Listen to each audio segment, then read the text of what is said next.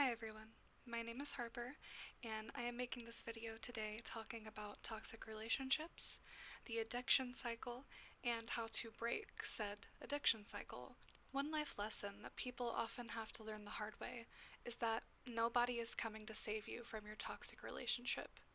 And I don't say this to be mean. There was a point in my life where I was addicted to them. That being said, I'm making this video to help you guys out and to teach you what I had to learn the hard way. So, the first thing I want to say is if you are in a toxic relationship at this very moment, the first thing you need to do is look at yourself. Look at your situation and try to view it as if you were not in the situation at all. What I mean by this is try to view your situation as if it were somebody else's situation. Replace yourself with, let's say, a stranger, someone you have no affiliation with, so that you can't be biased on the subject. Obviously, this can be hard to do since you know the ins and outs of everything going on, but it is important to try to put yourself in somebody else's shoes to force your brain to think logically rather than emotionally. I, for one, have always been driven by my emotions. Basically, my whole life. It's something that is a blessing and a curse. It's good that you can love people so deeply and be empathetic to other situations, but oftentimes empaths find themselves in situations in which they can't see a way out because they can't find that same empathy for themselves. I'm sure if you're somebody that's with a toxic partner, you probably feel bad for them in certain ways. I bet they have excuses as to why they treat you the way they do, as to how they just can't help it, but none of this is true. I have seen this firsthand. Anyone, if they want to make progress on things, can. Personally, I entered my first toxic relationship when I was only 13 years old, and I know now that that is not what I should have been doing at the time, obviously. I was in the 8th grade. However, unfortunately, I found myself in this situation, I believe, as a mix of certain elements in the house that I saw, some of the things that I was conditioned to when I was younger, especially online. I somehow found myself in this relationship, and this relationship ended up lasting 4 years of my life. The main thing that I learned from that situation was that no one is coming to save you. If you choose to stay in a situation, if you choose to stay with a person, and yes, it is a choice, even if it's a hard one, no one can get you out of that. Only you can get yourself out of it. I want to be completely transparent with you all and let you know that I was not even the person who ended this toxic relationship. It was the other person.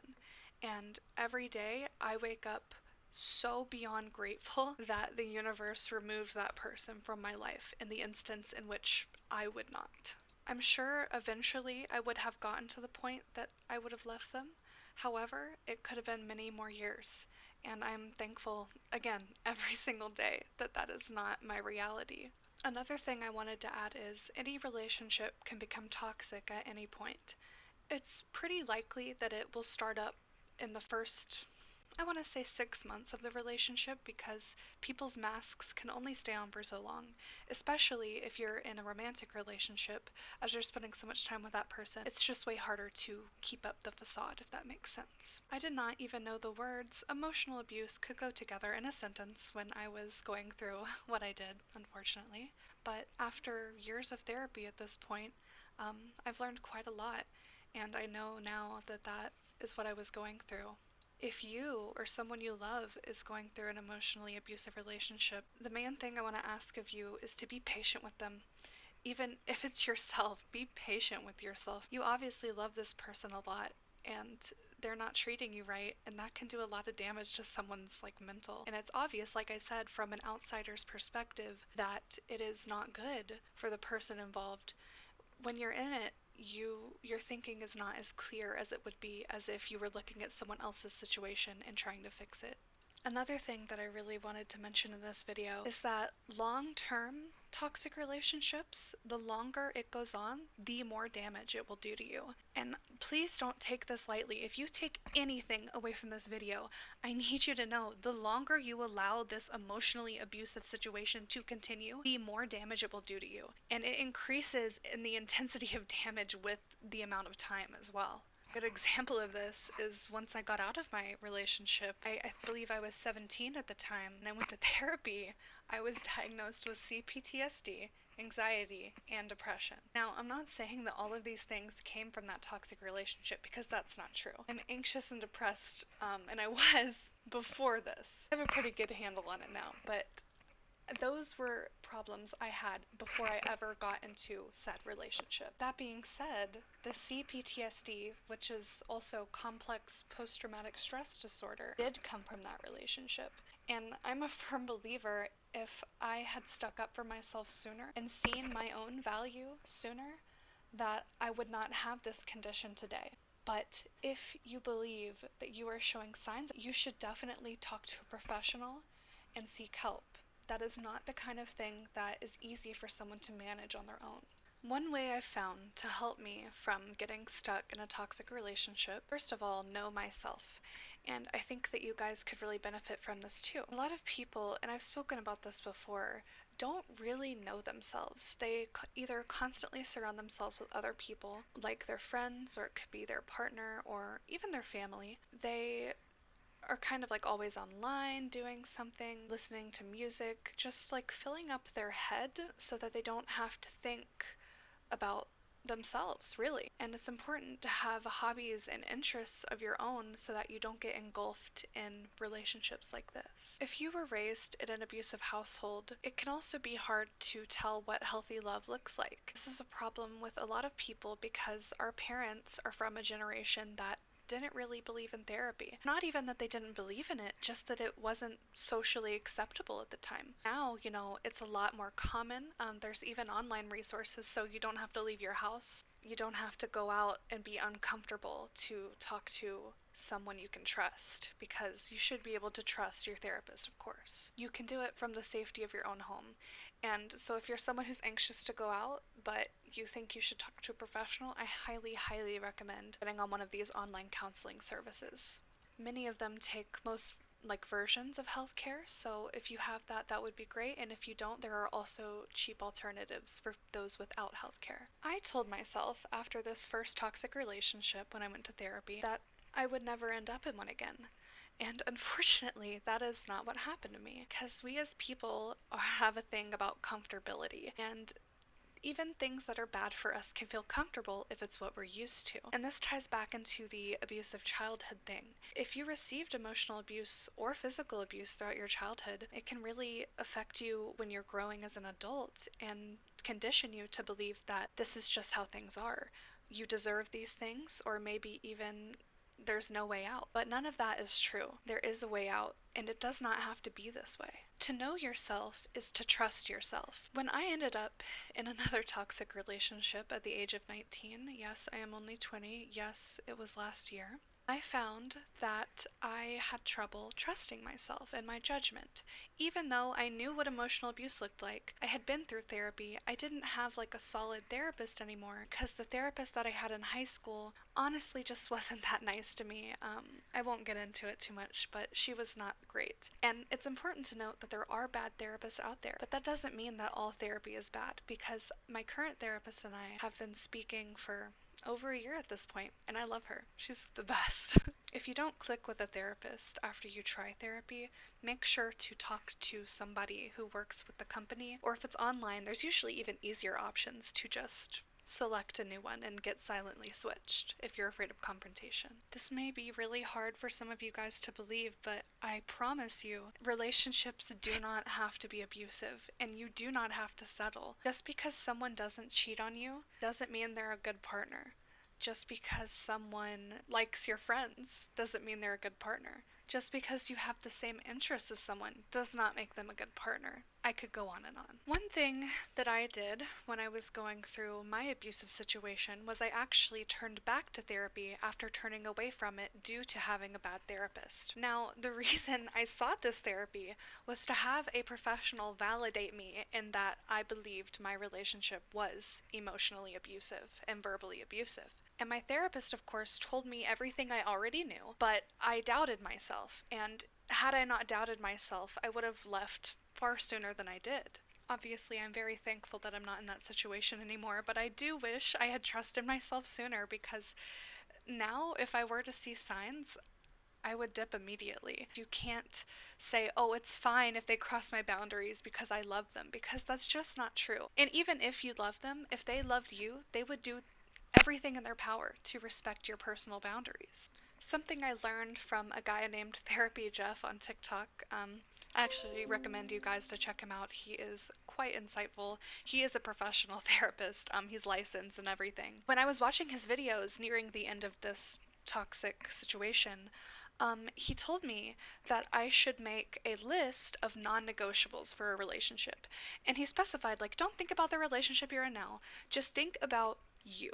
Like, think about yourself and think about what you want in a relationship. And then also think to yourself, okay, so I'm in a relationship. What are some things that I am not willing to negotiate on? Like, for example, my first list, I believe at the top was cheating, because cheating was like the thing that was especially toxic in my first relationship, though there were many toxic elements. Cheating was at the top for me. End of story. That is not how we roll in this house. I now value myself enough to know that I deserve to have someone faithful to me. And I believe that is a good standard to have, even though that is very, like, surface level. You should have way more standards than just that, guys.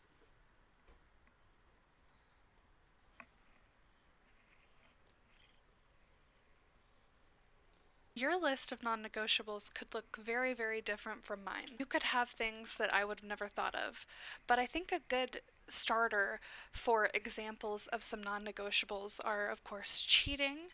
I believe that whether that's emotional or physical does not really matter in the long run. If someone is going to be unfaithful to you, they do not respect you, and you should respect yourself more than to allow it to continue. Another non negotiable that I personally have is lying. Now, this one is a bit controversial to some, and you don't have to have the same standards as me. You can settle for someone who lies to you. That is your choice. I cannot stop you. Um, that being said, obviously be lenient with your partner with certain things. Like, there are certain times when white lies can be acceptable, They're not like world shattering. But if someone is to lie to you about something of great importance once you're in a committed relationship, that's a major red flag. Because if they'll lie to you about something important, what else have they lied about? That's also important to you. You know what I'm saying?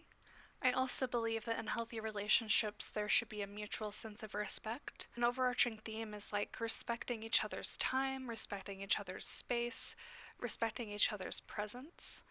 I could go on and on about this as well.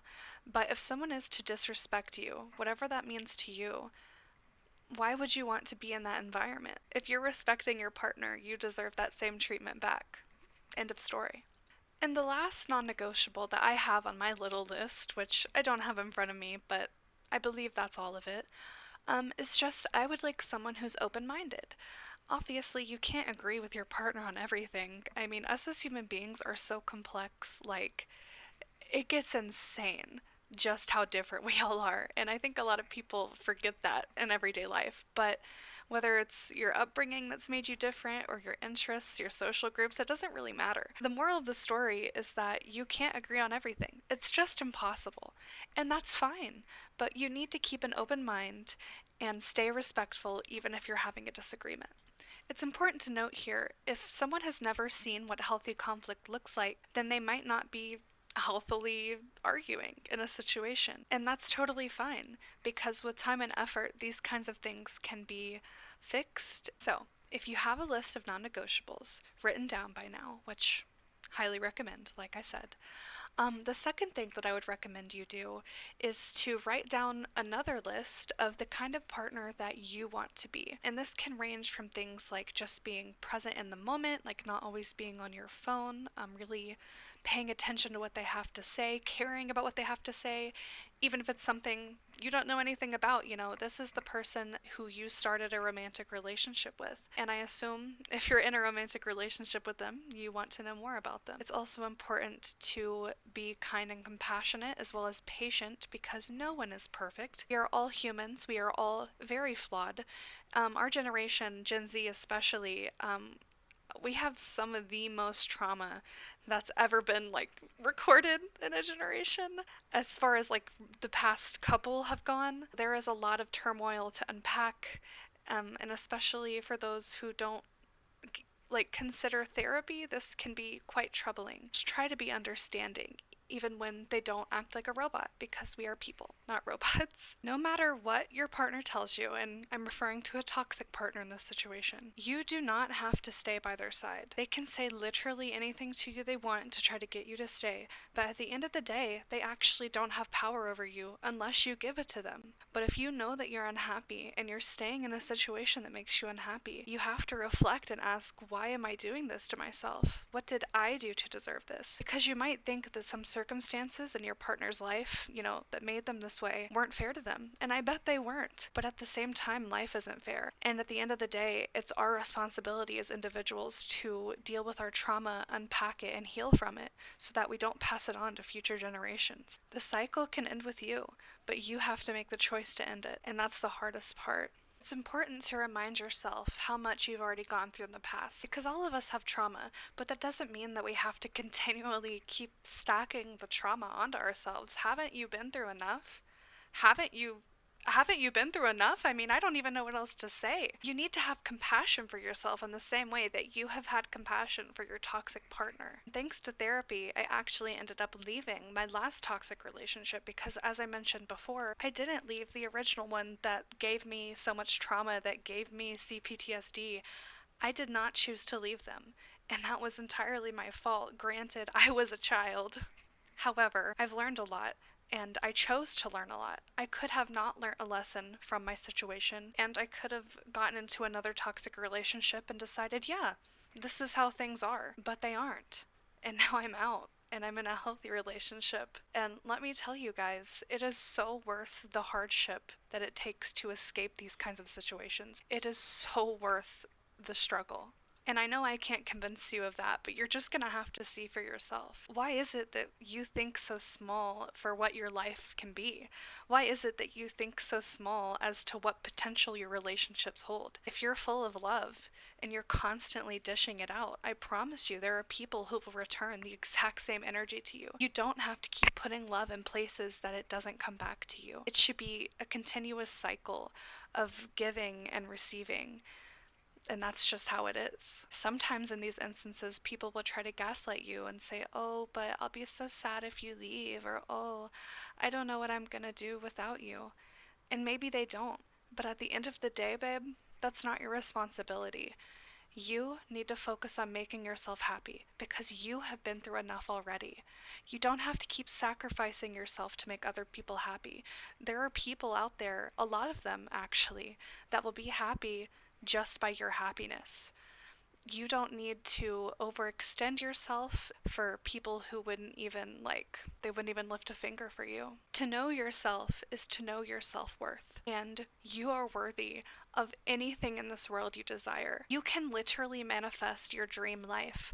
All you have to do is believe that you deserve it. With relationships, you just have to believe that you've been through enough toxic situations. You know in your heart that you deserve a healthy relationship. You deserve princess treatment. You deserve to be cherished. You deserve to be told the truth. You deserve to have a loyal, caring partner. And that's just the bottom line. You can have more requirements than this.